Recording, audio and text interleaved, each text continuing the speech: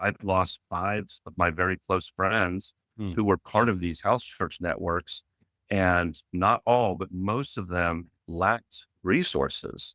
mhm, And one had no health insurance out of mm, kind of almost a naive, I would say now, conviction that God's going to take care of us. And mm, I mean, when you get colon cancer and you don't have insurance, like it's devastating to the Christian community at that point. So mm. again, money doesn't solve all problems, but there was a necessary amount of money and structure that was needed that we never quite got to.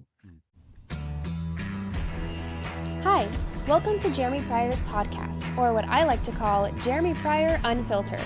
I'm his daughter and producer, Kelsey Gall, and we are excited to bring you seasons of content all the way from Tolkien to theology, from business to family. If you like to contemplate deep philosophical ideas across a wide range of topics, you've come to the right place. Make sure you give us a follow so you don't miss out on future episodes. Hey, everybody, welcome back to the podcast. So I'm excited today to be joined by my friend Kevin Rains. Kevin, first of all, thanks for jumping on here today. Absolutely. Stoked to be here. Thank you. Yeah. So on my podcast, we talk about what I want to talk about. And so sometimes this gets like nichey into like, what is Jeremy thinking about? And there's two conversations that I've had a lot lately, both of which I've find it hard to have conversation partners to have these conversations. I'm like, I think I can talk to Kevin about both these things. So, um, Right. one of them is I really wanted to do a retrospective on kind of the emergent church world.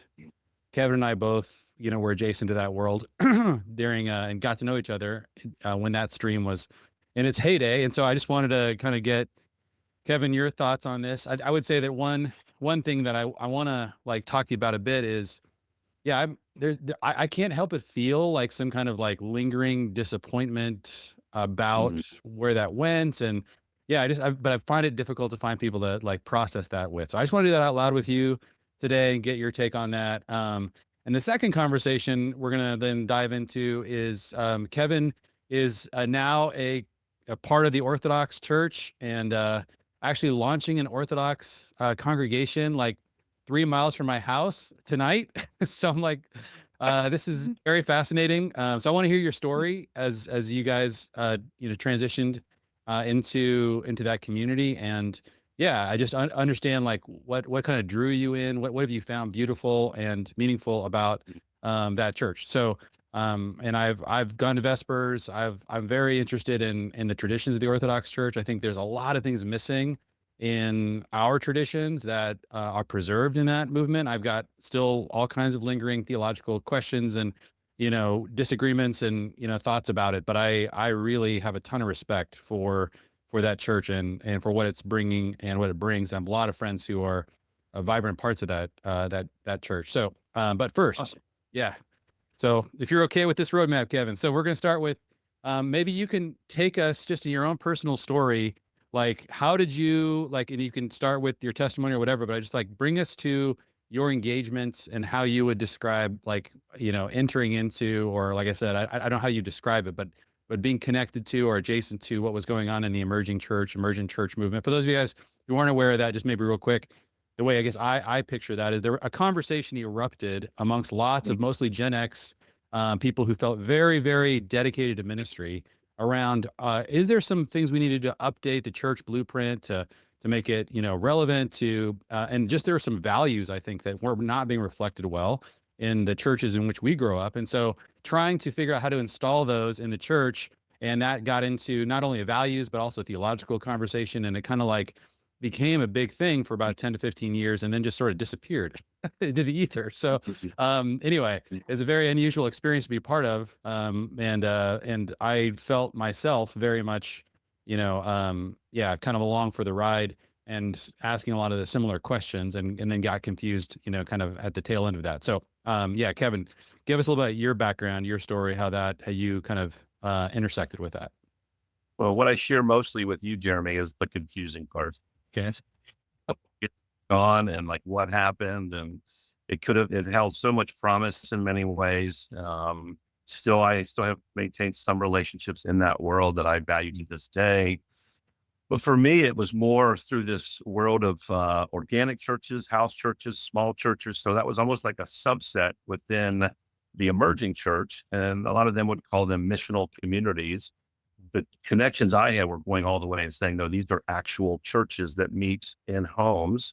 And I became fascinated by that, mainly through my study of church history, reading about the church in the book of Acts and how they met from house to house and how they organized themselves through these home fellowships for the first several hundred years of the church's life. There was no real property owned outside of these small home type churches. So with that fascination, my imagination was like, what would that look like in our context today? Some of that might have just been a little bit of youthful zeal that was maybe misguided. And some of that was just me having a heart to try to recapture something that I saw in scripture and that I believed at the time was fully on God's heart. So in some ways I got pulled into the emerging church because of my connection to the house church, people. Right. Yeah. So I think that was kind of my entry point. And then I started blogging, late, like 1999, probably 1998, whenever blogging was kind of a big thing. Blogspot days. Yes. Yes. Nice. Blogspot. So I had a blogspot blog. And through that, I met some really interesting people who were trying to kind of pursue the same thing. So the website of our house church network started to kind of filter out and people were reaching out. And then we hosted some events at the church that I was pastoring, or better stated, the network of house churches that I was attempting to pastor. And that just started drawing people in and building these kind of this loose fabric across the country of people pursuing the same thing. For me, I think it started to fracture a little bit when there was a real strong marriage of like the traditional church with wanting to just have like almost a veneer of this more radical approach, or however they would have framed it at the time. And I was just never really interested in that side of the emerging church. And a lot of those folks ended up going to like Episcopal churches and doing a thing called Fresh Expressions. And I had my brief sojourn in the Episcopal church. It didn't last long because of some of the theology and ethics that I found when I re-engaged with that church, which probably is what ultimately pushed me towards Orthodoxy, but we'll save that for the second half of the conversation.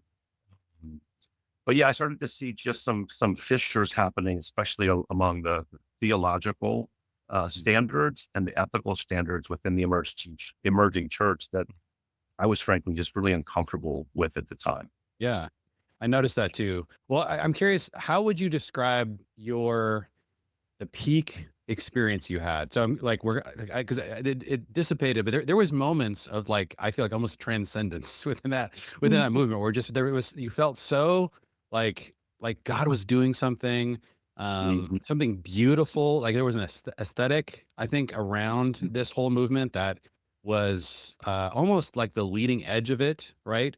Where there was just community, relationship, beauty. Describe for me a little bit, like, was there any event or period of time where you feel like you had a real peak experience in that movement? And how would you describe that? Yeah. So I remember it very well because I threw my back out right when this was happening, and it may have been related somehow to this whole situation, but we invited Wolfgang Simpson over from Germany. He wrote a book called Houses That Changed the World, which was kind of just blowing up. He was giving it away for free online. A lot of people in my circles were reading that and admiring his work and what he was talking about. He was a very charismatic individual, both theologically and the way he presents himself as a person. So charismatic in both respects. So he came to our church, which is called Vineyard Central, and led a conference. And Neil Cole was also part of that conference. And Neil wrote the book Organic Church. So they were exploring very similar territory with different names. And I think the territory that they were exploring, which helped me actually, was not to focus on the church, but to focus on discipleship. So I felt like that was a big learning for me, that if we focus on discipleship, church planting and church health begin to take care of themselves more. But that conference was probably the time. I mean, we kind of had a bit of a regional, semi-national presence of people coming to the Vineyard Central and sleeping on our floor and just like doing as much hospitality as we could. And just thinking like this is really something special to have these moments where we're inviting speakers in, and somehow, to your point, it did seem like God was doing something, because I connect with somebody in Arizona who had almost identical thoughts to me around how to structure the church or how to start house churches or be in a house church network.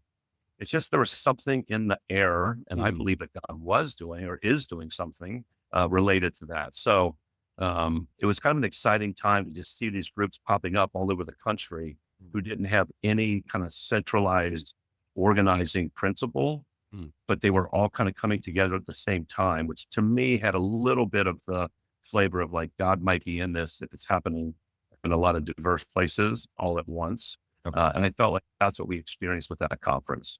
Do you remember about what year that was? Curious. Oh, I'd have to look at what year Wolfgang wrote that book. It was probably a couple of years after that. You may remember.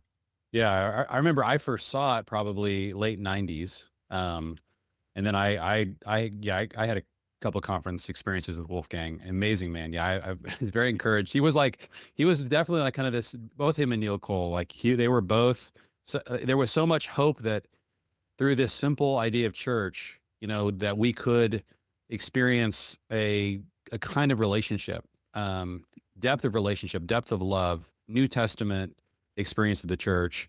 And there was so much hope and possibility in that, but it did seem like these movements just kept, sort of dissolving. I mean, they would hit a certain, it was like so much hope, and you had kind of those early adopter leaders who were very talented and were beginning to pastor the movement, but then it would just kind of get to a certain stage, and so maybe we can talk a little bit about that, kind of that dissipation that tended to happen. I'm curious how you diagnose. Is that something you also saw, like that pattern tend to happen? How would you describe when you hit those like high moments of the movement, how it didn't turn into something that was vibrant, strong, healthy, and long lasting? I think we can say that it never really became that. I'm looking back on it. What did you see happen? And then how do you think about it now? Yeah. Wow. That's an interesting question. I haven't thought about that in a long time. I would say there was maybe not enough leadership, or not enough submission to leadership. That sounds like such a strong phrase, but it seemed like everybody, like one of the things that drew us together was this idea of making church flat and non-hierarchical. And I think that was also while that was beautiful, it was also one of the things that may have undermined it, because then it became very suspect for any one or two people to begin leading. And even some of the leaders like Neil and like Wolfgang were very clear that they didn't want to lead a movement. They just wanted to be a part of what God was doing. So I think in the absence of that visible leadership, perhaps, and again, I'm just surmising here, that might have been one of the things that caused it to not have enough structure. It was like, it was all muscle and no bone, I guess, in some ways. That's a really good way to say it. Yeah. The Family Plan Calendar is the new way to keep your family team organized. Plan your rhythms, menu, household chores, and notes for the family all in one place. Visit familyteams.com to purchase. Well, it's weird, yeah, because I think one of the core values of sort of that Gen X ethos was, hey, we don't need leaders. Like we can just do this thing. Like we just need to have values, collaboration, and they're experimenting with really how far does that really go. And then you mentioned too, there was maybe part of that flatness, that lack of leadership, then opened the door to a lot of theological diversity. How would you say that played into what you saw happen? Maybe it wasn't in the house church movement, but it definitely seemed like an emergent church. There was a lot of challenging theology that was kind of creating some rifts there. Yeah. It almost seemed to me like the emerging church movement on a higher level or bigger level was in many ways just getting co-opted by what I would consider like the more liberal branches of the church, the mainline denominations. for lack of a better term. Um, and, there are things that I appreciated about that, the desire to be inclusive, the desire to love all people. It just felt like, once again, it was being co-opted by a group that did have some structure and, frankly, some resources. So that might be another piece of this is I think I could never quite figure out how to finance this movement. I think, the underground churches of China and other places were incredible models where that was either a non-issue or they figured it out in a way that we or I never quite could. Um, but the emerging church, like these people need to pay their bills. We're all starting to have more kids. Yeah. We're growing our families. We're starting to think about, like, what are we going to do in 30 years? Like, we're becoming adults. And now it's like, what do we do? And it's like, well, this mainline church has tons of capital, literally like endowments of millions of dollars, and they're willing to invest that in something that looks very innovative. So a lot of people, I think, just kind of shifted that way. And I'm not saying that those people compromise what they believe, or all of them. I don't know their hearts, obviously. But I will say they were either predisposed to that and just went along with, but having that structure and those resources at their disposal might have been something that, like, just became too much of a temptation to just jump over and join those larger mainline denominations. So Yeah. it's probably worth less, but that's it. That's good. Well, there was one thread I want to pull on that you said that I think probably struck me pretty deeply, which is, as you get older, I think the idea of let's just be a community, let's just be flat, let's not worry about money. All that sounds really good until you start having more and more kids. Your family has more and more needs. You start to see the future and how, okay, there's some inevitability to, like, our families might need different things. And so trying to journey together and yoke each other long term in a very simple way, it does last for a season, but it really makes sense in a single, more of a almost monastic community. But it's difficult when you're trying to build a family. And is there a different pathway that families have to go down? I would say for me, that was a major kind of a point of departure for me, was just like, I need to put my family first, the needs of my family. And as I began to prioritize that, it sort of collided with this very simple, very flat, very loose kind of life that I think I could have sustained if I were single, or if I maybe never had kids. But yeah, I don't know. How much do you think I never thought about how much that might have contributed to kind of the disillusion of some of these movements? But yeah, did you see that happen? I think for sure, having kids, it forces, growing our families, which we should. It's very appropriate, obviously, but it forces some of those questions, or it forces different types of conversations. For us, even like illness, there was a lot of house church people, simple church people that had faced serious illness. I've lost 5 of my very close friends who were part of these house church networks, and not all, but most of them lacked resources. And one had no health insurance out of kind of almost a naive, I would say now, conviction that God's going to take care of us. And, I mean, when you get colon cancer and you don't have insurance, like, it's devastating to the Christian community at that point. So again, money doesn't solve all problems, but there was a necessary amount of money and structure that was needed that we never quite got to. So we tried to organize into communal groups. So we had at one point 40 people living in 4 different households around central Cincinnati, who were all living on a common purse. And then other pockets of smaller groups of, like, a few families would meet or live in this house over here or this apartment building. So we had kind of a communal approach where we were trying to take care of each other. But even that began to unravel a bit when it became pretty apparent, like, the people who were earning money, the resentment that they could feel towards somebody, a young person who wants to join the community, and they're coming in and they're bringing all their college debt into a common purse. That's very, very tricky, especially when they want to leave 3 years later and their debt's not paid off. So, and they need a car to go find a job because they feel called somewhere else. So does that debt stay in the community? So we, honestly, Jeremy, I feel like it's the practical things. It's the what's that saying? Is it from Song of Solomon or Ecclesiastes about the foxes in the Oh, yeah. garden? It's like those little things just started to derail us and kind of like tear things apart slowly. But often it was around authority and structure and resourcing. Mm, man.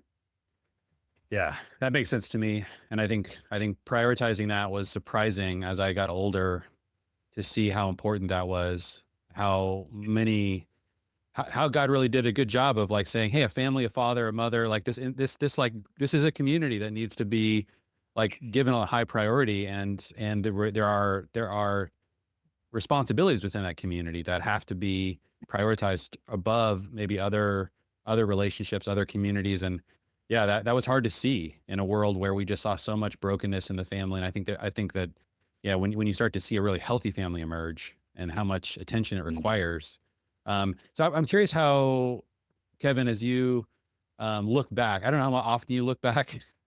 I look back from time to time, and I just find myself emotionally like struggling with how to process all the things that happened. And I kind of, just wanted to process that, like I said, out loud with you.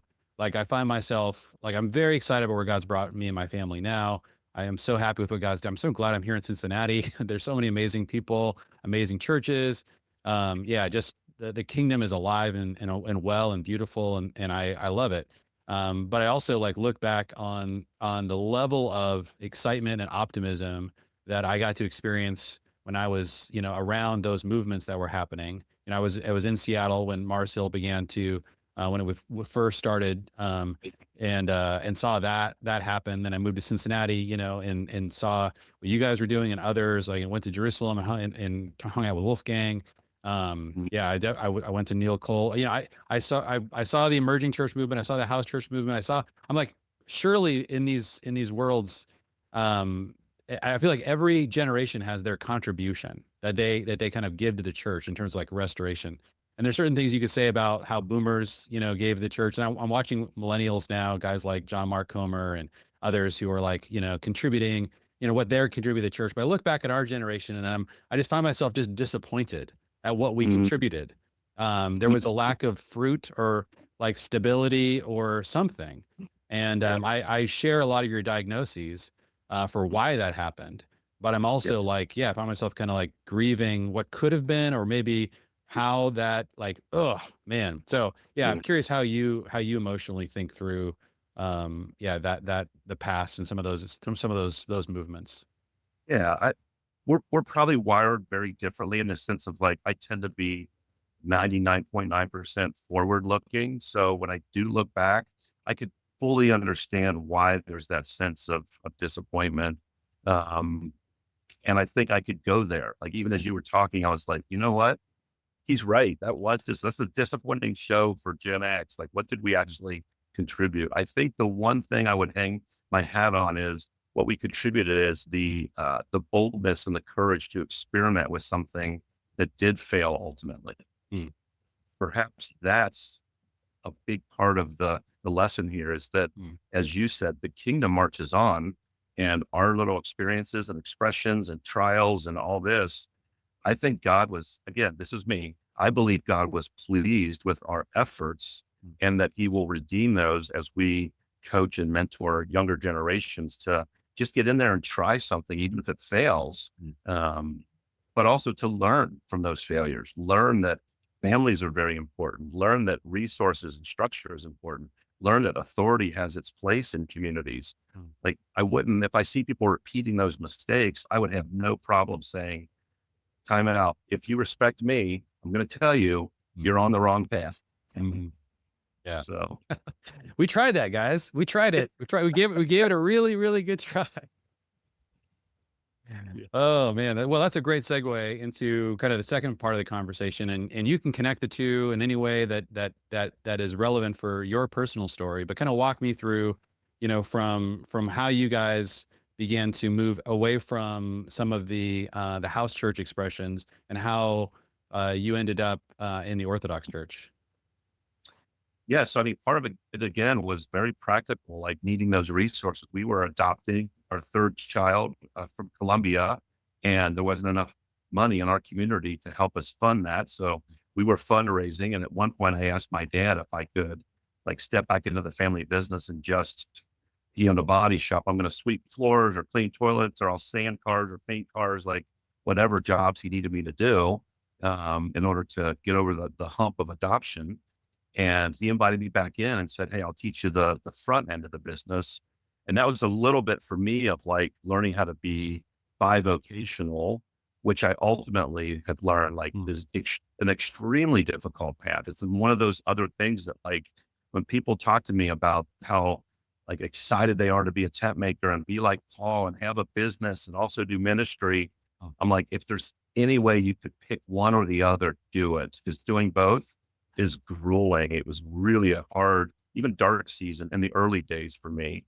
I reconciled that. I'm happy to talk about how I reconciled that. But ultimately, I believe God called me into the marketplace to focus there, which was at first a very devastating proposal for me, because I knew I was being called that direction, but I also was holding on to this ministry thing that I kind of had in my head since I was 16 years old. I kind of arrived in that world, had all the education, all the opportunities, all the things to kind of set myself up for life there. So part of it for me was like living in that tension of like my business was succeeding and my church was kind of like a ton of effort for very little fruit, a little bit of effort with a lot of fruit in the marketplace. So ultimately moving that direction. So that was kind of one thing. I just kind of pin that for now. The thing that moved me towards Orthodoxy though, was when a member of our community came to me and said, "Hey, my wife and I, you're going to be leaving this common purse community. Thank you for letting us live in your home with our 2 children.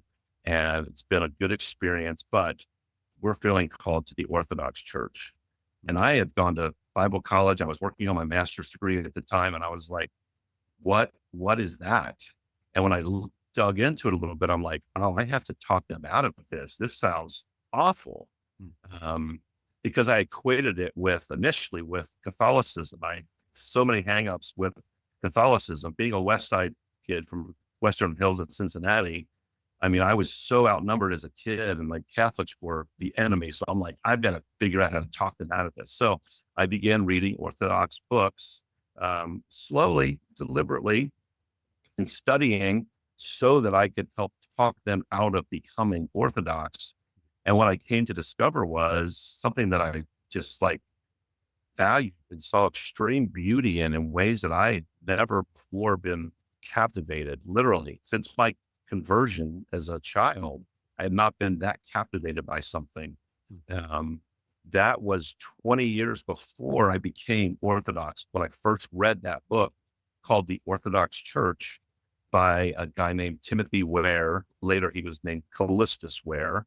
And that book it kind of like, it wrecked me. It opened me up. It did all the things it needed to do for me to see there maybe is something else. So rather than me talking them out of it, their journey kind of slowly got me engaged in a journey that was 20 years long, of, some fits and starts. But I began reading deeply in church history and theology throughout the centuries, talking to Orthodox priests, reading articles online, listening to blog posts. And then 5.5 years ago, I decided to join the Orthodox Church with my wife's blessing, who is not Orthodox. And we're sorting that out. She's upstairs right now. You may hear some furniture moving. She's setting the room up for the Orthodox Church in Northern Kentucky. She's great at hospitality, but she's not ready to join the Orthodox Church. So we're a little bit of a house divided on that and trying to sort through some of those tensions. But all that to say, 5.5 years ago, I became Orthodox, and it's been an incredible journey leading up to that. And since then, it's been wonderful.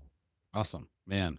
Well, yeah, one of the things I love, and I just encourage anybody who's listening to this, as you think about this kind of a journey, I think one thing I believe, and I always want to be extremely careful about, is I always have this sort of thought experiment that, like, let's say you have a church in a city, and it divides, before you were born for not really good reasons. And of course, you grew up in one side of that church and the other side of the church, and they kind of look askance at each other. But because you weren't a part of the actual schism that created that division, you grew up and you just have this assumptive idea that, well, I guess we're the right ones, or because I grew up in this. And I would say, I hope I would have the maturity to say, somebody give me the history of what exactly caused this division. And do I personally believe that I should be a part of this group? Like, in other words, I think you have to take personal responsibility when you become an adult for, you can't just say, well, I was born this way. I've grown up in this side of this schism. I'm sure of all the 20,000 denominations, we're the right one.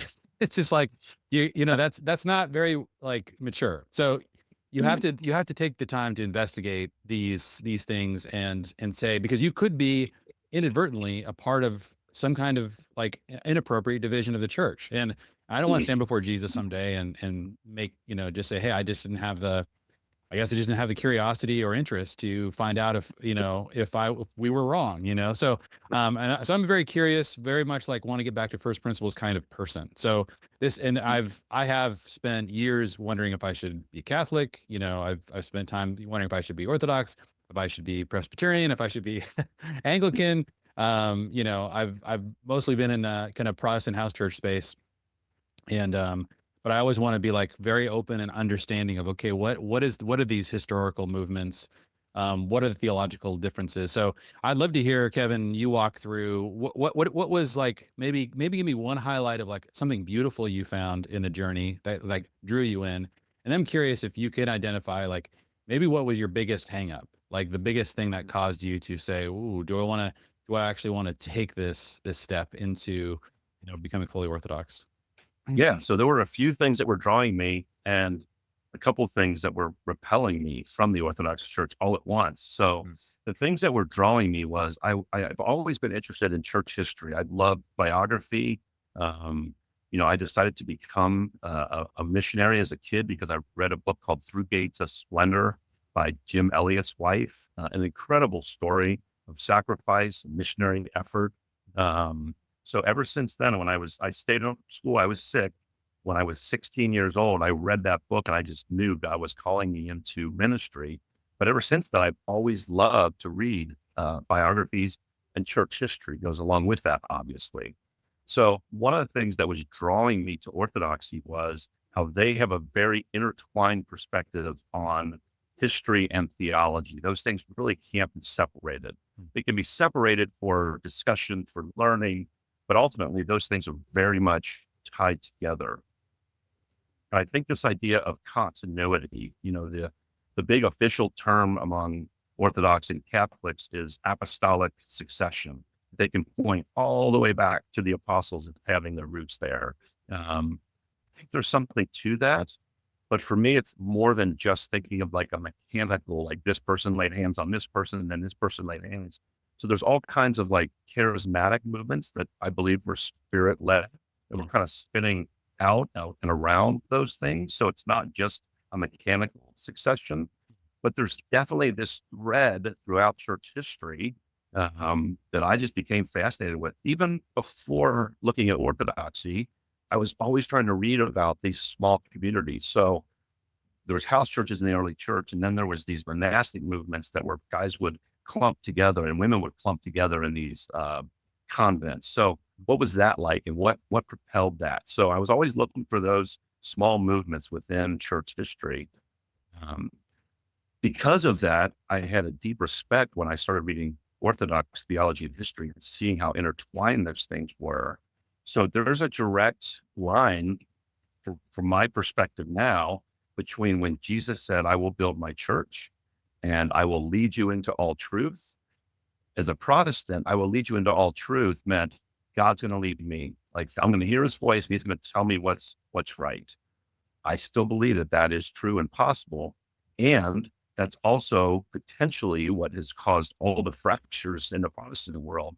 One person has their truth and all of a sudden they're like, well, I believe in dunking 3 times for baptism, so we're going to go over here. Or I believe in sprinkling versus immersion. We're going to go over here.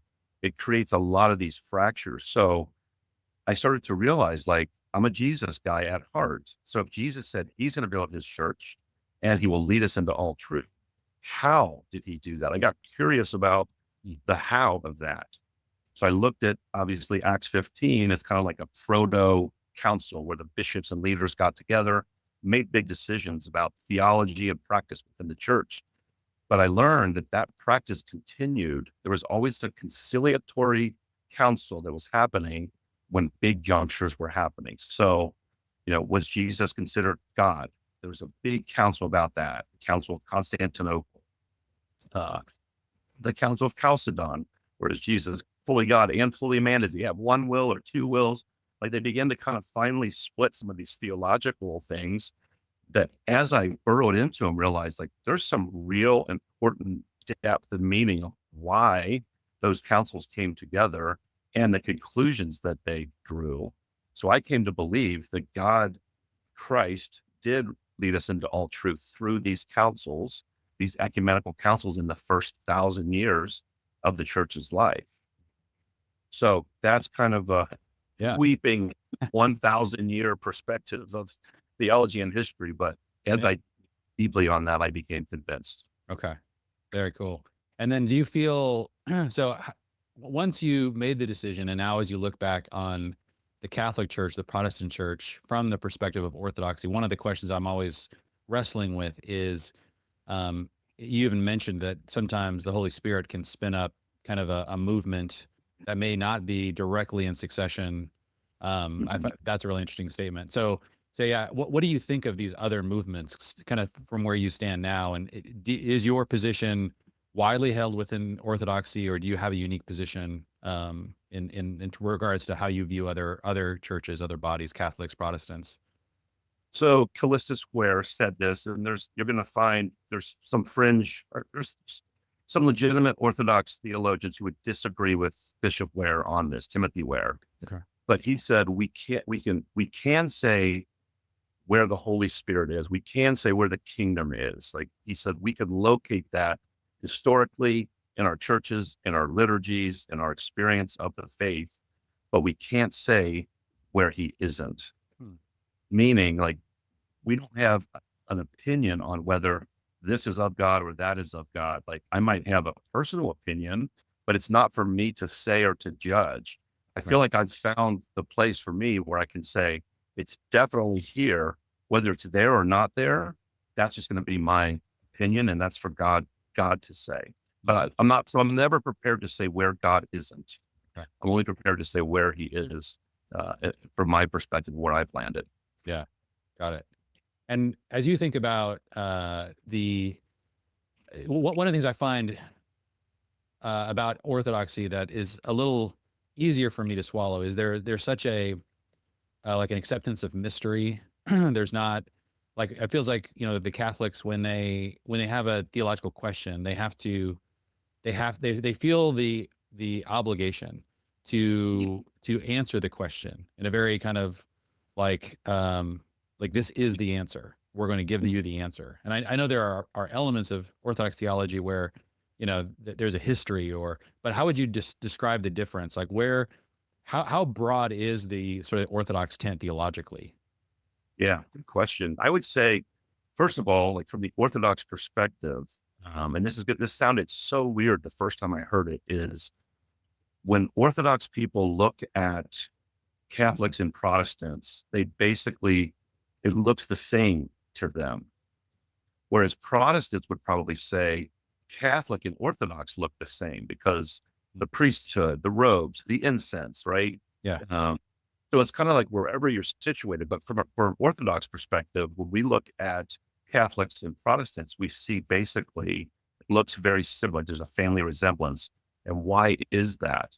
Because Catholics and Protestants both, one reason is they both went through things like all the things that happened in Western Europe, the Renaissance, the Industrial Revolution, Age of Reason, the Scientific Revolution. So all these movements that are just like we take for granted as part of our formation as kids and when we're learning in school and all those things, the Eastern Church did not experience those things in the same way. How that shows up theologically is we don't feel the need to explain the mysteries, which is actually the Greek word for sacraments is usually translated as mystery. And it's what we talk about. We don't even talk about having these 7 sacraments. We say there's an unknown number of sacraments, but we know that these this set here is for sure mysteries, and that's what we call them. So your example of, thinly slicing these theological questions, an example for us is Catholics say the wafer and the wine become the body and blood of Christ when the priest rings the bell or when he prays this certain prayer at this certain point in the mass. We would say it is Christ's body and blood. We have no idea when it becomes Christ's body and blood. We just assume that it happens sometime between here, and then we receive it. Mhm. So we're not trying. So like Thomas Aquinas tried to marry a lot of Greek philosophy and that age of reason and kind of like thinly slicing things theologically. We just never have felt the need to do that. And again, as somebody who's Western, who loves this idea of things being a little open-ended and mysterious, that was actually a draw for me more than a putting me off. I didn't need those strong categories. Yep. So Yeah. Like what you hear? Be sure to leave a rating and review for this podcast wherever you use streaming. I find the fact that the Orthodox Church did not go through the Reformation, that there wasn't this kind of extremely heavy-handed hierarchy that I think did sort of necessitate the Reformation. And of course, Luther didn't want to start a different church. It was Right. highly unfortunate that happened. Why couldn't we reform the church that existed? However, it was just so rigid because of those theological convictions, and every theological disagreement was a matter of like national security for the Catholics.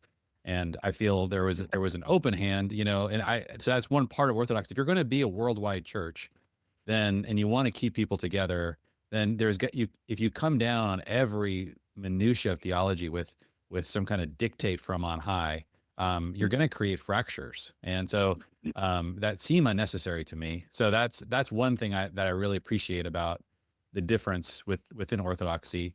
There's a lot of elements to the obviously I'm curious how, as going from like a house church world, like you were in the lowest of low church on one hand, as am I. We're sitting in living rooms taking communion, in a very very hyper Anabaptist, more Protestant way.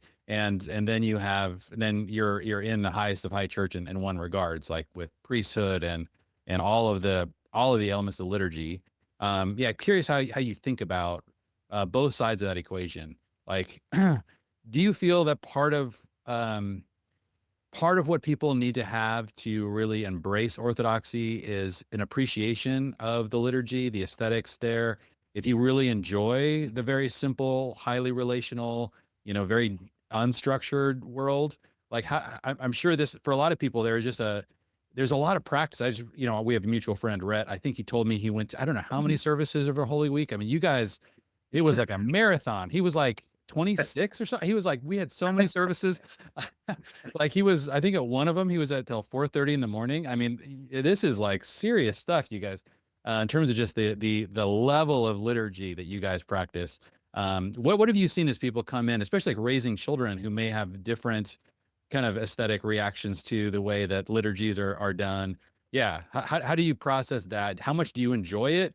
And how have you processed people that are like, I really like you, I really like the priest, I like the people, but this liturgy is just a lot. Yeah. I would say that's the piece that I did not connect with. That was one of the things that was repelling me. I did not understand it. So when you talk about like church history, big check. When you talk about the theology, big check. You talk about spiritual formation and the challenge of having those long services and the challenge of standing for worship and fasting twice a week and sometimes for weeks on end with a vegan fast, like the rigor of that, it just felt very, for lack of a better term, it felt very masculine and strong to me to have this spiritual formation that actually called something out of me, as opposed like expecting something from me. It's the opposite of the secret church model, not to pick on our brothers there, but like we're putting the bar as high as possible. And sometimes like it's almost unattainable. So there has to be conversations about like grace and mercy and falling short of those things. The last piece for me, the last domino to fall was definitely the liturgy. And I became Orthodox before I fully reconciled that. And I'll give you, this is in the weeds a little bit, but I'll give you just a quick example of one of the ways it got reconciled. Um, Incense. Why is incense so necessary? Well, whenever the heavens are open, Isaiah 6, Ezekiel 47, Revelation 4 and 5, there's always smoke, right? We would say that was incense. There was incense in Exodus and Leviticus. Like there's just incense has always been a part of how God has said he wants to be worshiped is with incense. So we use incense. The spoon, this is a big one. This is one that separates us from everybody else. It was weird to me, and I thought it was some cultural thing.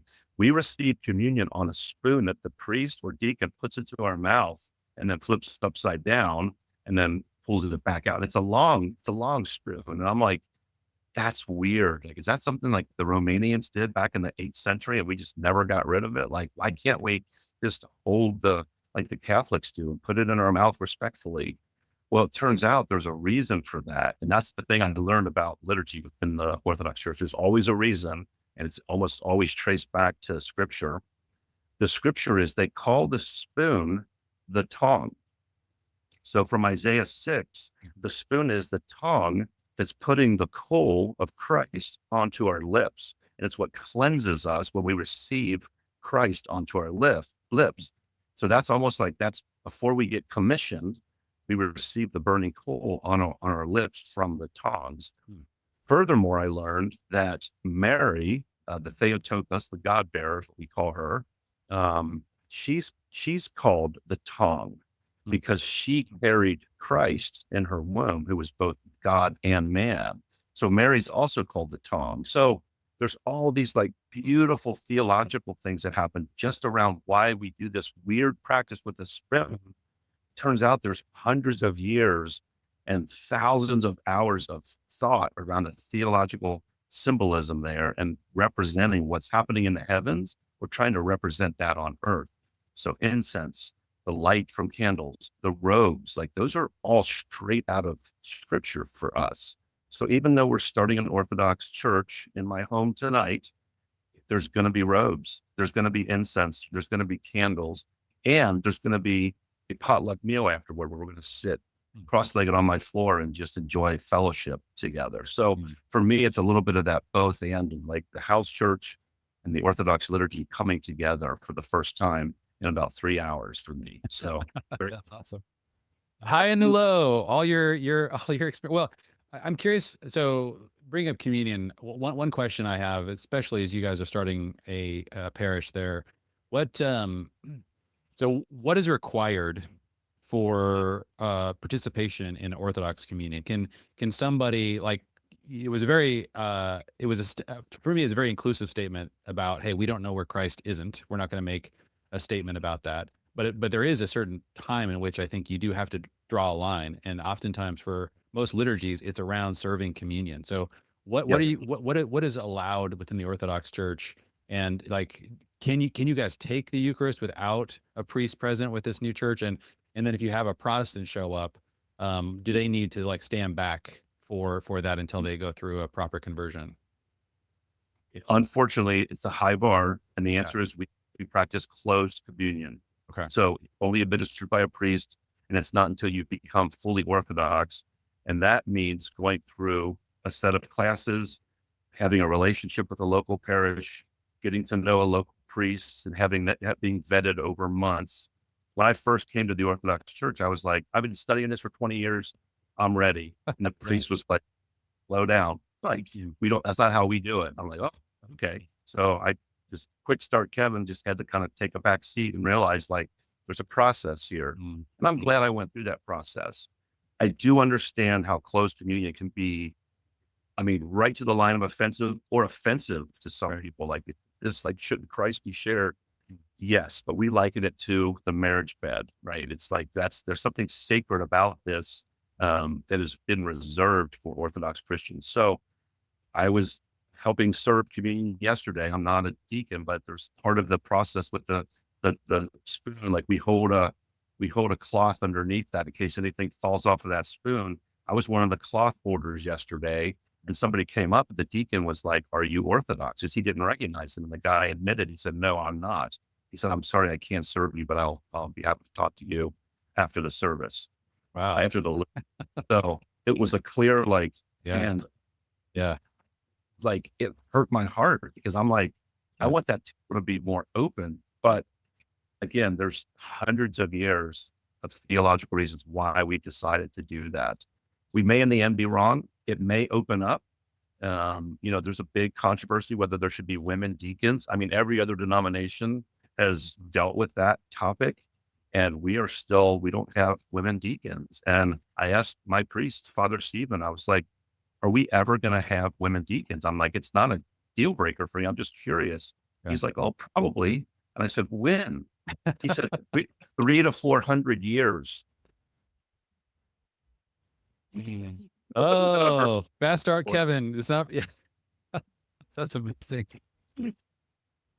Oh, what a journey. Well,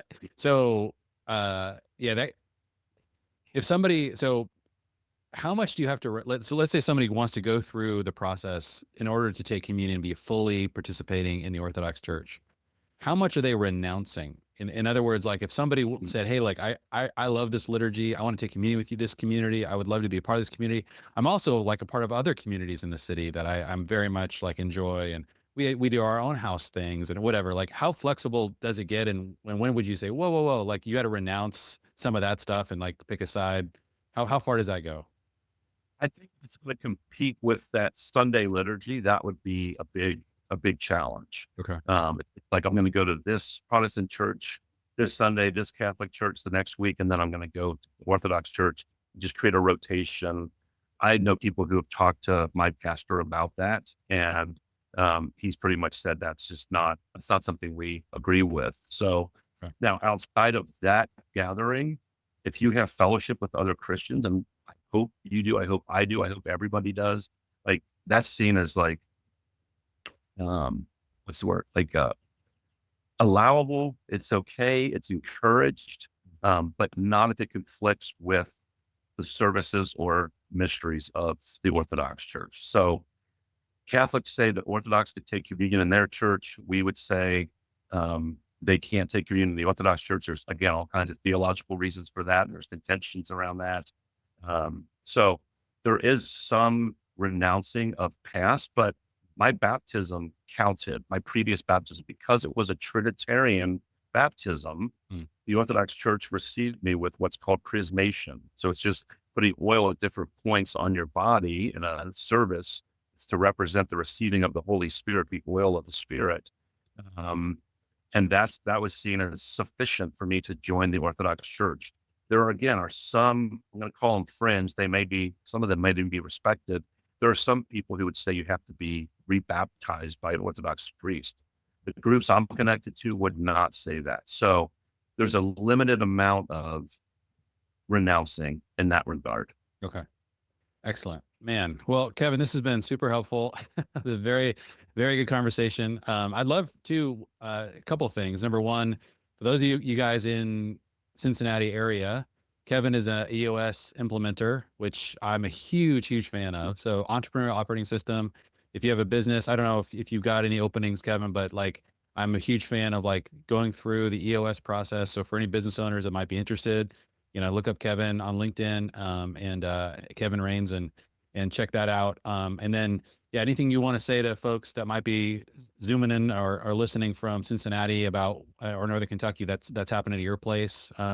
Like, is there, if they wanted to find out more about what you guys are starting there, where would they go? So the parish I'm connected to is called Christ the Savior Orthodox Church.